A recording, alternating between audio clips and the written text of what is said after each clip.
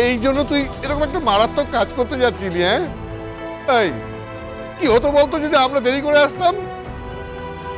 আমি তো আয়ুষের জন্য পুজো করতে এসেছিলাম, আমার জন্য পুজো করতে করতে আমি ঠিক হয়ে যেত, তোমরা এসে সব ভুল করে দিলে।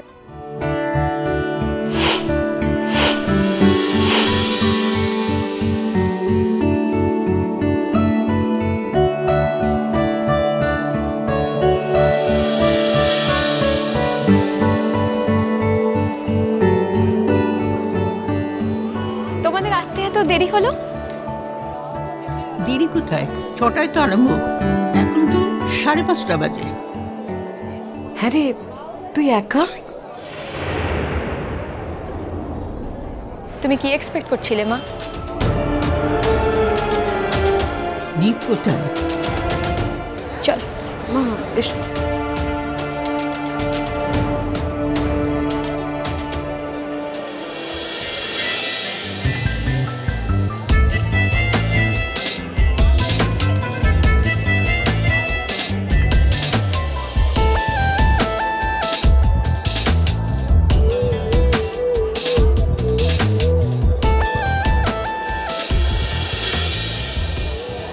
দীপকে দেখতে পাচ্ছি না তো।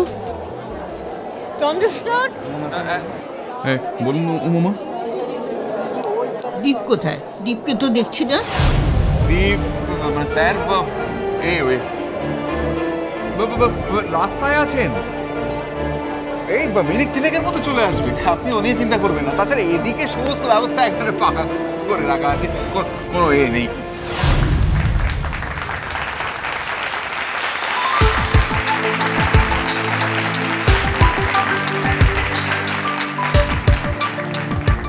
ওই তো ওই স্যারের গাড়ি ঢুকলো বোধহয়।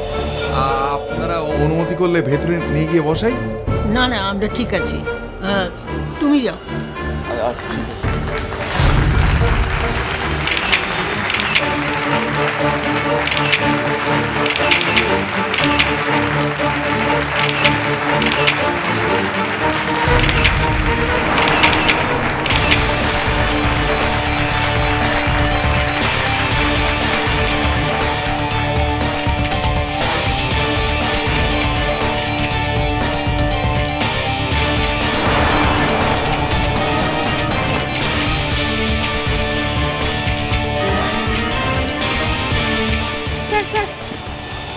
আজ আর আমাদের কেন আয়ুষের কথা বলা?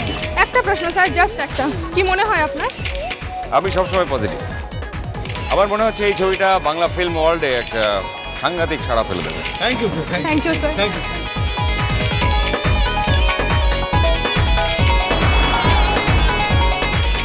দিদি চ্যাটার্জি বাড়ির অনুষ্ঠানে এই প্রথম আপনাকে দেখা গেল, আপনার এই আশাটা কোন নতুন বার্তা বহন করছে?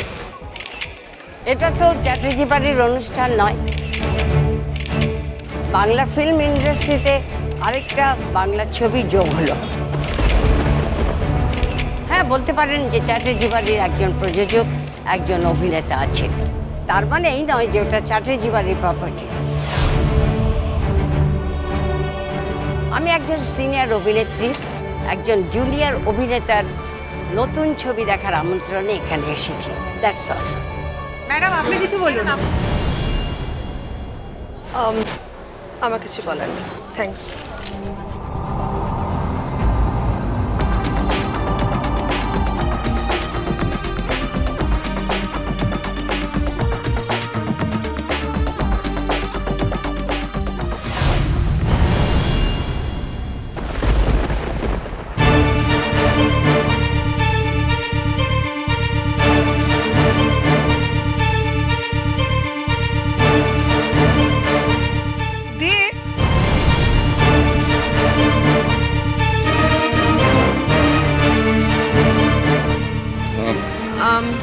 আমি তাহলে মাকে নিয়ে ভেতরে গিয়ে বসে।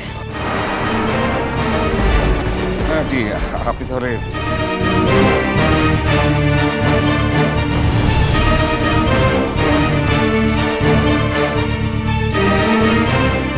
কেমন আছে? আছি। তুমি? তোমার কি মনে হয় চ্যাটার্জি বাড়ির বড় হিসেবে একজন অভিনেতা কাম প্রযোজকের স্ত্রী একজন উদীয়মান তারকার মা হিসেবে কেমন থাকতে পারে? খুব ভালো আছে। বলছিলাম এবার তো সকলকে ভেতরে যেতে হবে মা। হ্যাঁ যাবো, তুমি ব্যস্ত হও না।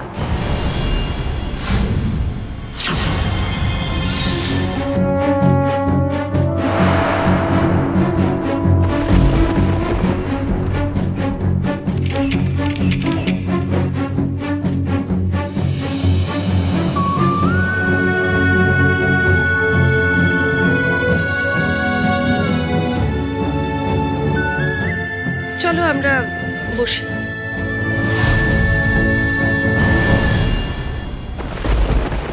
একসঙ্গে হলে বসে আয়ুষের প্রথম বাংলা মুভি দেখবো কথা দিয়েছিলে। এসো। Hi Ayush, all the best, best of luck. এসো।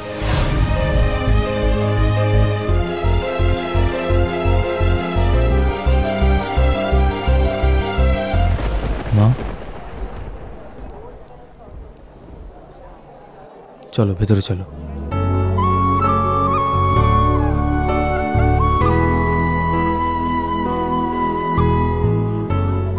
মাম্মা চলো।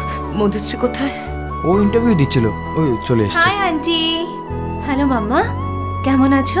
ভালো, তুমি ভালো তো? হ্যাঁ হ্যাঁ ভীষণ ভালো লাগছে দেখতে তোমাকে। Thank you. এসো লেটস গো। জয়া, ছেলের হাত ধরে মাথা উঁচু করে চলো চলো।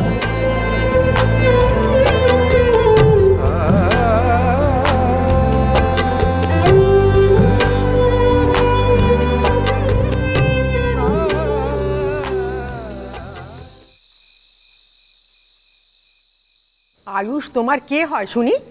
দূর আকাশের তারা বই তো নয়। তার জন্য এত বাড়াবাড়ি?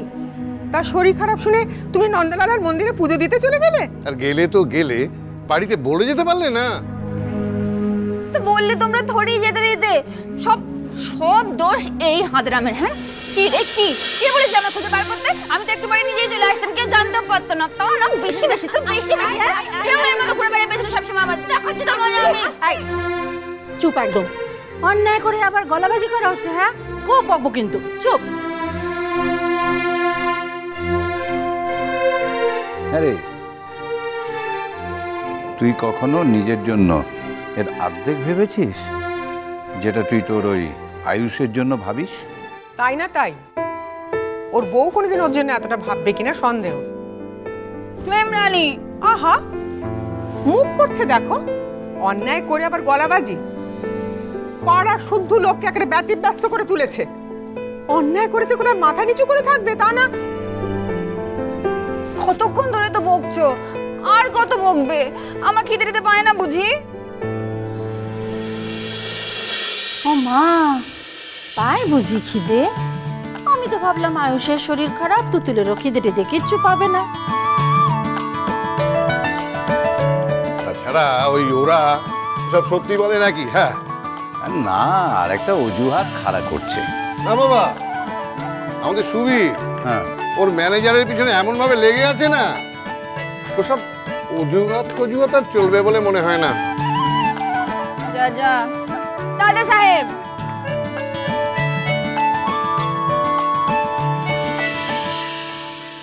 কি হলো? তুমি তুমি আয়ুষের সম্পর্কে বাজে কথা বললে কেন? একদম বলবে না। আয়ুষ যাই হোক লায়ের কিছুতেই হতে পারে না।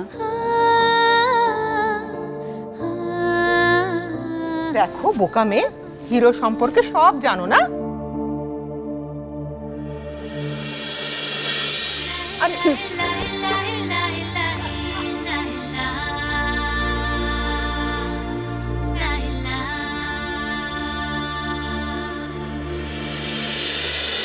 চোখের তারা চলো চলো চলো চলো চলো পাল্টা